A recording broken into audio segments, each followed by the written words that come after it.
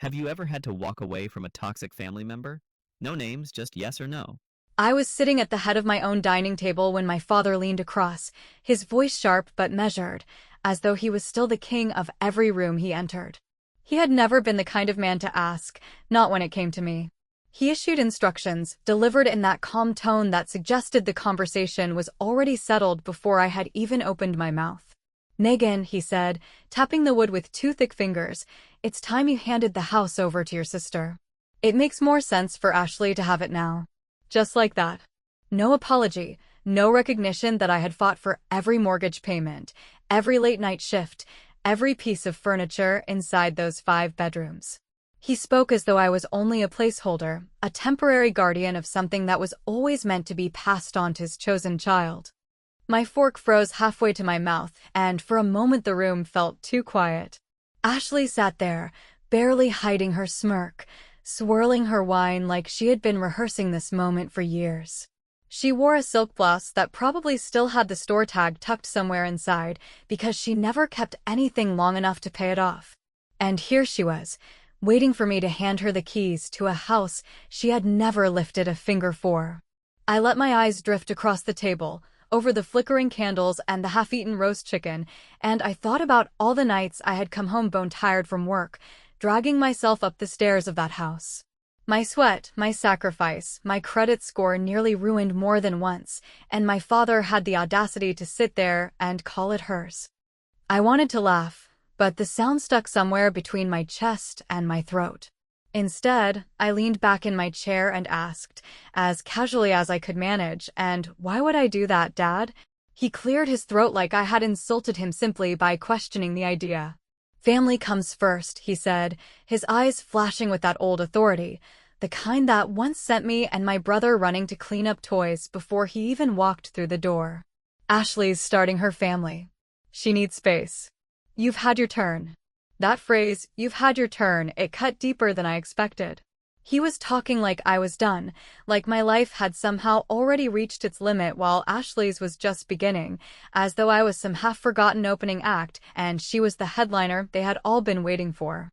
Ashley reached across to squeeze his arm, and the gesture was so theatrical I nearly rolled my eyes. She tilted her head toward me and said, "Don't be difficult, Megan. You know Dad's right. This place is too big for you anyway." Too big. As if space could ever be wasted on a woman who had carved out her independence in a world that had never once handed her a free pass. I smiled at her, a tight little curve of my lips, and for the first time that evening I knew exactly what I was going to do. I invited them over the next week, told Ashley and her fiancé that I wanted to give them a proper tour of the house, to make sure they could really picture themselves in it. They showed up with wide eyes, Ashley already talking about painting walls and turning one room into a walk-in closet. She walked around like a queen inspecting her new kingdom. That was my cue.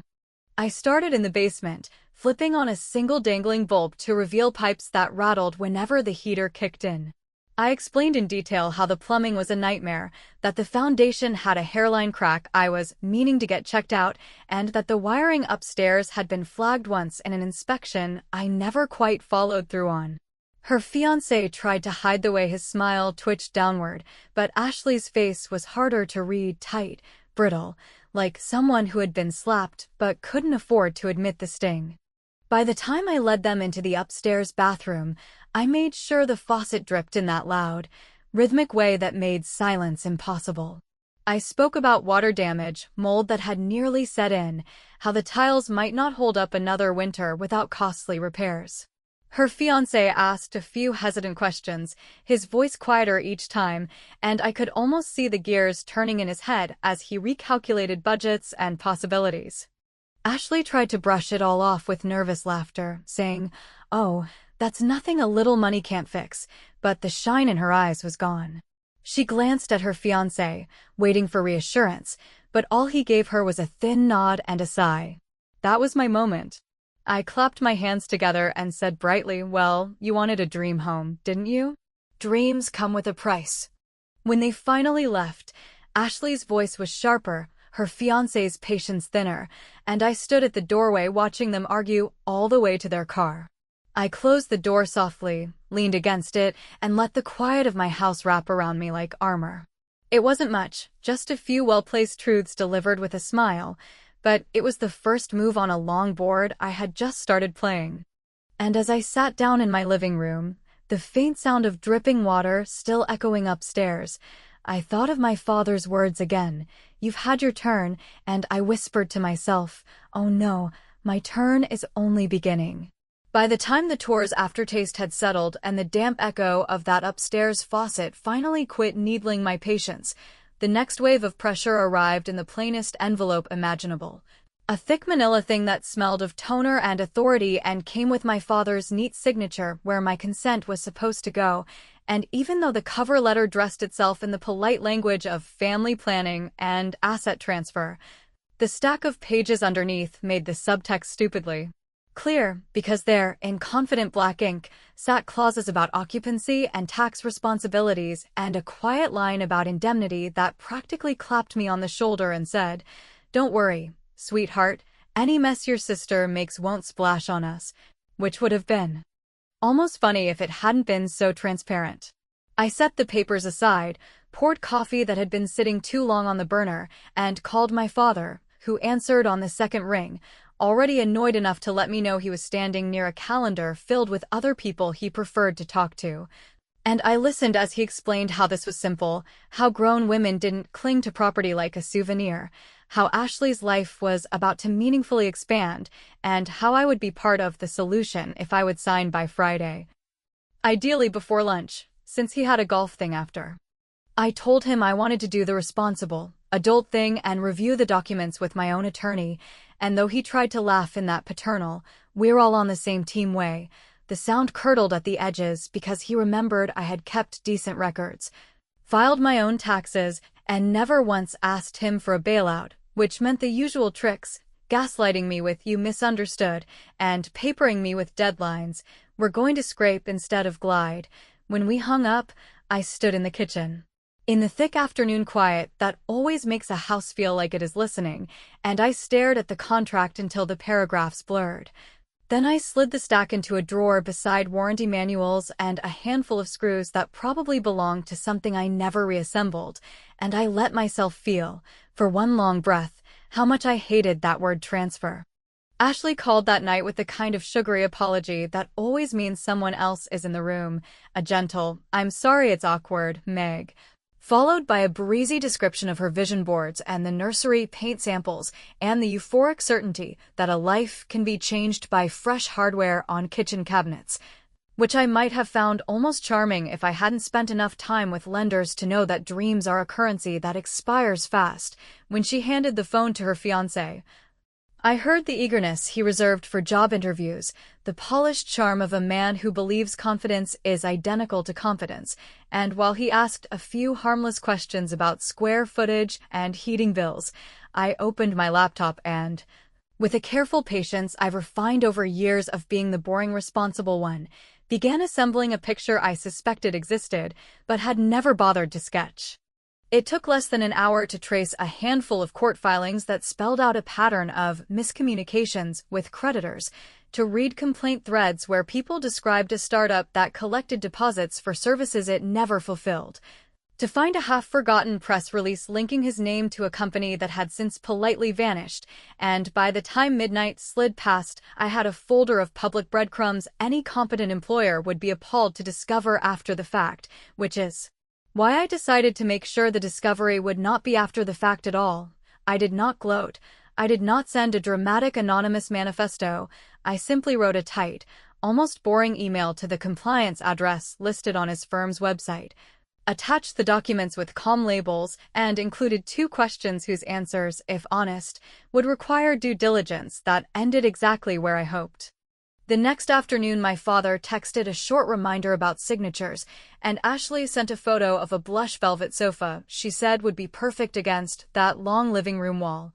And I replied with a neutral thumbs up that never reached my face while I watched my inbox with the stillness of a cat on a windowsill, and when the reply arrived from a human resources director who thanked me in professional language for bringing an urgent matter to our attention, I felt the house exhale with me. By evening, Ashley called again, voice pitched oddly high, explaining that there had been a misunderstanding at her fiancé's office, nothing big, just some confusing paperwork he was going to sort out, and, even as she explained, I could hear him in the background, not speaking, which told me he had already said too much to the wrong person and was out of words. I did not mention the envelope in my drawer or the indemnity clause or the tile samples she had texted me with hearts an hour earlier. I only told her we should postpone any discussion about transfer until her fiancé's work stabilized, because it wouldn't be fair to saddle them with the mortgage and the maintenance and the insurance while his situation was in motion, and I said it with such earnest concern that even I admired the performance, because nothing delights me more than a revenge that looks like compassion. She snapped that it wasn't about money, which made me grin quietly, since when people say it's not about money they are already doing the math and losing. And when we hung up I leaned in the doorway and watched late sunlight fall across the hallway in a stripe that touched 3 rooms at once, as if the house itself were drawing attention to all the space Ashley had promised herself. Just after dinner, my father called with that terse tone he gets when events rearrange themselves without his permission, telling me there was some drama with the fiancé's employment, that we should cool the jets on paperwork until further notice. And he asked if I had heard anything, if I knew anything, if there was something I wanted to say, but I kept my voice smooth and sympathetic and said I hoped everything would be fine, that setbacks happen, that maybe a smaller place would be easier for a while, which earned me a grunt meant to measure guilt, although the only thing I felt in that moment was a low, steady satisfaction that hummed at the base of my spine like a well-tuned engine. Then, once the call ended, I walked to the drawer, slid the contract out, and with a pen that has signed only things I fought to deserve, I wrote across the top in graceful cursive, "Not today," and tucked it back again, because the sweetest revenge is sometimes not a slam of a door but the soft click of a lock staying exactly where it belongs.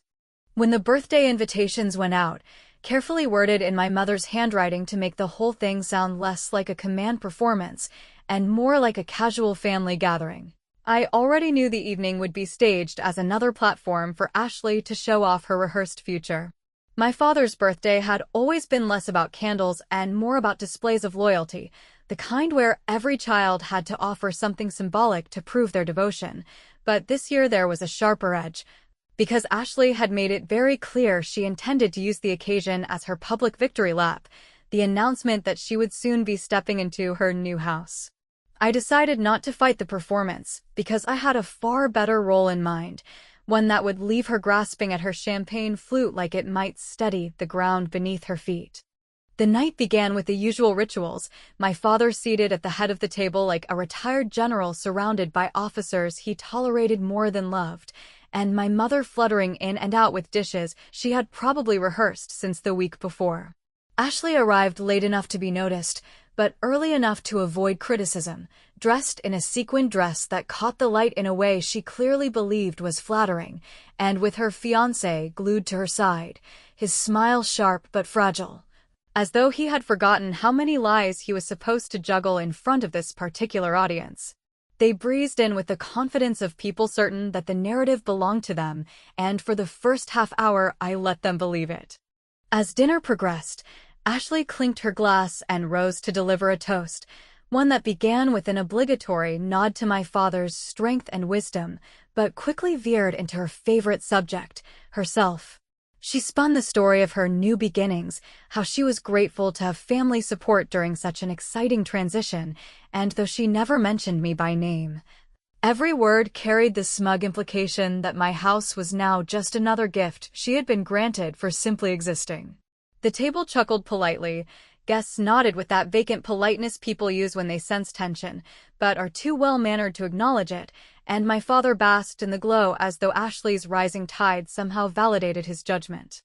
What no one knew was that earlier in the week, I had replaced the gift Ashley planned to present with one I had carefully prepared. She had wrapped a box with expensive ribbon, rehearsed the unveiling of a designer watch she claimed she bought with her own money, but the switch I orchestrated ensured that when my father peeled back the paper, what he lifted from the box was not a gleaming accessory, but a stack of envelopes addressed to Ashley, each one marked with overdue notices, final demands, and collections threats I had printed directly from public records. The silence that fell when he unfolded the top statement was so heavy it pressed against my skin, and for a fleeting second I almost pitied her. Almost. Ashley's laugh broke first, too high, too strained, the sound of someone scrambling to control the narrative before it drowned her. She reached forward, insisting it was some kind of mistake, that perhaps I had mixed something up, but her fiancé's face betrayed him, the sharp smile collapsing into something closer to fear, because he recognized the accounts, the figures, the kind of trouble that money alone cannot smooth away. My father, red-faced and gripping the stack like it might combust, demanded an explanation, but the words Ashley spilled out sounded like excuses even before they left her lips. Guests shifted in their chairs, murmured into their glasses, and the entire birthday toast disintegrated into a spectacle no one would forget. I didn't raise my voice. I didn't need to. I leaned across the table, close enough for only my father to hear, and with a tone calm enough to sting, I whispered, "Still think she's ready to handle a 5-bedroom house?" His eyes flicked toward me, sharp with suspicion but dulled by the sudden weight of embarrassment, and for once he had nothing to say. Ashley fled the table, her fiancé chasing after her, and the guests began their awkward chorus of goodbyes, unwilling to linger in a house where the family's perfect veneer had cracked wide open. As the night wound down, I carried plates to the kitchen with deliberate calm, ignoring the glares and the muttered rebukes, because I knew the evening had achieved exactly what I intended. Ashley had planned to parade her victory. Instead, she had been stripped bare, her debts exposed in front of the very man she relied on to prop up her delusions. My father might try to recover the narrative, might attempt to remind me of duty and obligation in the days to come, but the image of Ashley clutching those envelopes like they were weapons she didn't know how to fire would linger long after the candles were blown out. And as I rinsed the last dish, the faint hum of the dishwasher filling the silence, I allowed myself a private smile, because the sweetest revenge is not in shouting, but in letting the truth, plain and undeniable, do the work for you. The morning after the birthday fiasco tasted like cold coffee and old resentment, and although my mother tried to reset the house with her usual choreography of quiet apologies and overfilled plates, the performance no longer worked on me. Because every room seemed to echo with the sound of Ashley's retreat, heels slapping the hallway, fiancé whispering a promise he could not keep, and my father's breath coming in short, furious bursts like an aging bull who suddenly realized the ring in his nose meant nothing to the matador. He waited until late afternoon to call, which I recognized as his attempt at dignity, and then he launched into the lecture he had rehearsed for decades, the one about respect and tone and how a daughter ought to behave. But this time the script included a brittle plea I had not heard from him before, an insistence that I undo whatever I had put in motion, as though I had snapped my fingers and summoned Ashley's debt from thin air, and when I let the quiet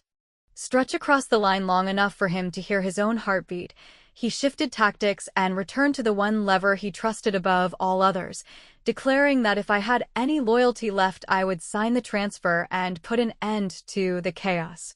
It is a strange thing to sit in your own kitchen, the late light laying a gold stripe across the counter where you once did algebra homework, and listen to a parent speak to you like a walking checkbook with a mouth. And for a breathing pause I felt that old impulse to appease him, to make the noise stop, to wear the label of peacemaker that had been pressed against my skin since middle school, and then another voice in me, smaller but truer, said that peace built on erasure is not peace at all. It is a quiet coffin, and I have no intention of climbing inside, I told him, with a pleasant tone that always upsets him more than anger, that I would meet him and Mom at the house that evening, that we should discuss the future like adults who live in the year we actually live in, and when he grunted his reluctant agreement, I knew he would arrive in full uniform, fresh shave, iron shirt, eyes flinty with the righteousness of a man who still thought blood equals obedience. They came just after sunset, my mother clutching a casserole because she never trusts emotions without food nearby, and my father marching past the threshold like a claims adjuster ready to tally damages. And we sat in the living room while the old clock ticked through a silence that felt like the moment before a glass hits the floor. He began with a speech about legacy and stability and how families survive by consolidating assets rather than scattering them. And my mother punctuated his phrases with soft nods that might have convinced a stranger, yet her eyes kept darting to a specific photograph on the bookshelf. The one from Ashley's first day of kindergarten, where my father stands slightly off to the side, not touching her shoulder. Not bending to tie her shoelace like he used to do for me, just occupying space the way a statue occupies a park, impressive from a distance, cold up close. I had learned early in life that real leverage rarely looks like a hammer. More often it resembles a question gently placed where it cannot be ignored. So instead of arguing about fairness or money, I asked him to tell me again the story of the winter Ashley was born, because I loved hearing how he drove through sleet to get Mom to the hospital, how he paced the waiting room, how he cried when he held her for the first time. And as I watched his face attempt the smile he used to wear for that tale, I saw a flicker of something he tried to catch before it escaped, a hesitation that would have slid past me years ago, but now landed like a thumbprint on a clean window. My mother's hands fluttered toward the casserole and then retreated, and when she spoke, her voice wandered into a side path about the neighbor who had brought over soup, and how the nurse that night had been unusually kind. And I let those details stack themselves into a shape I had carried in my gut for years without naming. The thing about secrets is that they do not sit still. They leak into habits and glances and the way a person changes the subject when the past strolls into the room, and as my father warmed to his sermon about sacrifice, I dropped a tiny pebble into his stream by mentioning casually that I had been updating the family medical records for insurance, that I needed to confirm blood types, that mine matched his, which is boring, and that Ashley's file had a note about an early lab mix-up. Nothing serious. Easily resolved, yet the numbers had interested me because they did not square with the story he has always told about that icy night. The air changed temperature by a degree that only those of us raised in his weather could feel. And my mother smoothed the casserole foil with an intensity usually reserved for surgery while my father cleared his throat, then asked, too lightly, why I would dig up something so old when the matter at hand was the deed. Because timing matters more than truth in families like ours. I pulled a folder from beneath the coffee table and set it between us, papers neatly clipped, not DNA tests or smoking guns, just a pattern of dates. A postcard from a man named Grant who used to work with my mother before I was old enough to remember, a faded photo where Ashley's baby hair looks exactly like the hair of a person my father refuses to mention, and a pair of questions I read without accusation about insurance coverage. That began earlier than the supposed due date and about a hospital registration card that listed emergency contact information that was not my father's handwriting. He did not explode, which I respect. He simply folded his arms and stared at the folder as if it were a venomous thing, then looked at my mother, whose eyes had already filled with the kind of tears that mean not sadness, but relief mixed with dread. I could have held his gaze until he blinked, but I have learned that silence is louder when it follows generosity, so I softened my voice and told them I understood families are complicated, that marriages survive on fictions as much as on promises, and that none of it made me love my mother less or rewrote my childhood, yet, because we were speaking of legacy and assets and who deserves what, perhaps it was time to admit that some inheritances are not measured in square footage, but in the parts of a story left deliberately blurry, and if we were going to demand sacrifices in the name of truth, then we might as well pick up the whole truth instead of just the parts that suit our favorite child. My father stood, which he often does when he feels cornered, and said the conversation was veering into places that would only create harm, and he ordered me, not asked, to return to the original topic and sign the preliminary agreement before the end of the week, because delay would only worsen tensions, and because, he said, while gesturing around my living room with an impatient sweep, the house did not need all this drama. I rose too, slowly, walked to the front door where the porch light throws a quiet circle on the floor, and I turned the deadbolt with careful dignity, then set the keys on the entry table just loud enough to mark the moment, and told him I would, of course, respect his timeline, but that before any transfer occurred, I intended to commission a thorough title search and a new appraisal, plus a recorded conversation at the county office clarifying the ownership lineage in full, since we were all so committed to clarity. He asked what that had to do with anything, and I gave him the kind of smile that starts in the bones rather than the face, telling him that when the county clerk updates the records, she also updates the family archive the town historical society keeps. That neat little binder with our surname on the spine, the one he likes to point out during parades, and that, when they call for verification, I will be sure to include the supporting materials that explain why certain dates do not match what everyone has been reciting at family reunions for years. My mother whispered my name like a plea wrapped in cotton. My father's jaw ticked in that old warning rhythm. And I offered him one last olive branch in the form of a sentence that contained no threat and carried all the power I needed. Some inheritances aren't about money. Sometimes it's blood that's missing. He left without taking the casserole, which told me pride had outrun appetite, and when the door shut, the house did what old houses do after storms. It settled with a patient sigh, wood easing back into place, glass releasing the hum of evening. And I leaned my forehead against the cool door just long enough to hear my own pulse returning to normal. Then, because revenge is only truly satisfying when it is also useful, I opened my laptop and scheduled 2 appointments, one with the county clerk and one with a mediator who handles delicate family disputes. And I sent both confirmations to my father with a cheerful note promising to bring everything relevant, which was both literal and merciful, because I still had not said the sentence I knew would shatter him, the one I was saving for exactly the right moment, the whisper that would turn the lock on a truth he had avoided for decades and that, once spoken, could never be made small again. The meeting with the mediator was set for late afternoon on a day when the sky kept threatening rain without delivering it, a kind of suspended sentence that matched the mood of everyone involved. And I arrived early because I wanted those private minutes in the waiting room where the fake fern gathered dust and the magazines pretended life was simple, choosing a chair that faced the door so I could watch my father walk in with the slow,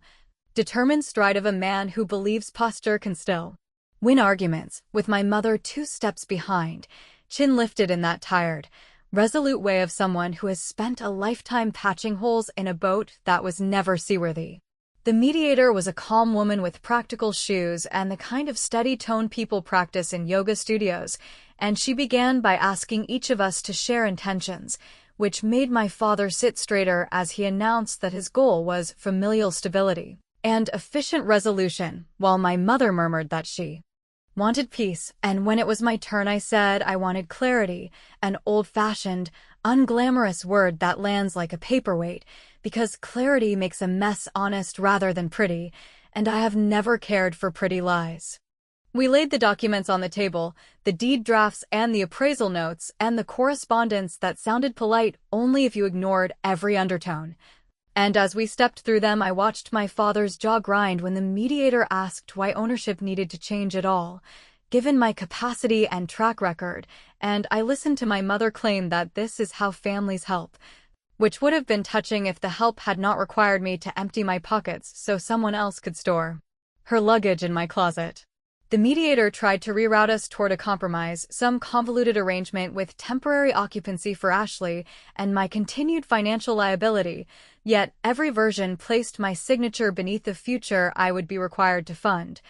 And I declined each with a polite firmness that made my father's voice drop an octave as he requested we take a short recess, at which point he pulled me aside to the hallway where the carpet smelled faintly of lemon cleaner and old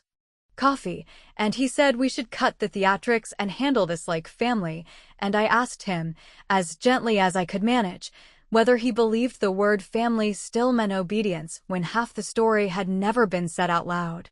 It was not the moment I had planned for the final blow, because I had imagined something grander, a porch at dusk, the county clerk's stamp still drying on a paper that proved nothing and everything. But sometimes the right moment arrives wearing an unremarkable sweater, and in that hallway, with a fluorescent light buzzing and a framed print of generic mountains on the wall, my father repeated the demand with that deadly softness he thinks sounds reasonable,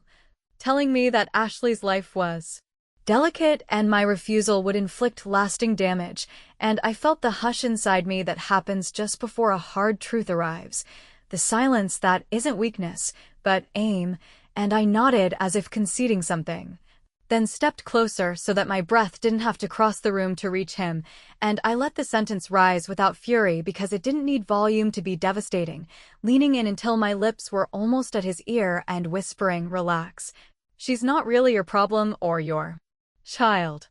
I watched the words enter him like cold water, watched his pupils sharpen as though the hallway had tilted, watched his hand reach for the wall with the reflex of a man who believed the structure would hold even if the story didn't, and for a long beat he said nothing. Not because he lacked defenses, but because he suddenly needed new ones, and then he whispered my mother's name as though it were both a question and a plea, and when we returned to the room together, nobody had to be told that. The weather had changed, because even the mediator, who knew none of our history, kept glancing between us like a person who hears thunder before seeing the flash. My mother's face folded in on itself with a tenderness that hurt to look at, and she began to speak in starts and stops about years that do not add up, hospital nights that happen in silence. A friendship that stepped over a boundary during a winter when my father was working late and drinking earlier, and although she never said the sentence cleanly, she said enough that even my father's denial had to put on a coat before leaving the building, because the air no longer belonged to the old version of events. The mediator asked if we wanted to pause, but I shook my head, because revenge without closure is just noise, and I prefer music, so I spread the deed papers between us again and told my father that, for the sake of the peace he cherished and the reputation he held like a glass figurine, we would record a statement today acknowledging that the property remains mine in full, that no transfer is intended or advised, and that any future occupation by Ashley would be a guest arrangement at my sole discretion, which he signed with a hand that trembled once and then steadied, perhaps because his mind had already sprinted ahead to the conversations he would need to avoid, the explanations he would try to varnish, the family binder in the town archive that would suddenly feel heavier than it looked. My mother asked if I meant to tell Ashley, and I said that secrets belong to those who paid for them, and I had already spent enough, and besides, ambiguity is a currency with its own interest rate, and I was now wealthy enough in that department to let time do some of the talking. When we left the building, the sky finally decided to deliver what it had promised all day, a clean rain that made the parking lot shine like a confession, and my phone buzzed with a string of messages from Ashley that alternated between bravado and panic, because she had learned something had shifted without knowing what, and I stood there under the awning and typed a reply that was not cruel, but not kind either, telling her that my door would not be open for move-in, that she should focus on her own stability, that adult life rewards those who build rather than borrow, and I pressed send with a smile that reached all the way into my shoulders. Later that night, in my quiet house that no longer felt like a battlefield but like a country I had reclaimed, I walked through each room and touched the door frames as though blessing them, and I wondered if I had done the right thing, not because I doubted the facts, but because revenge, even when deserved, can taste like victory and loss at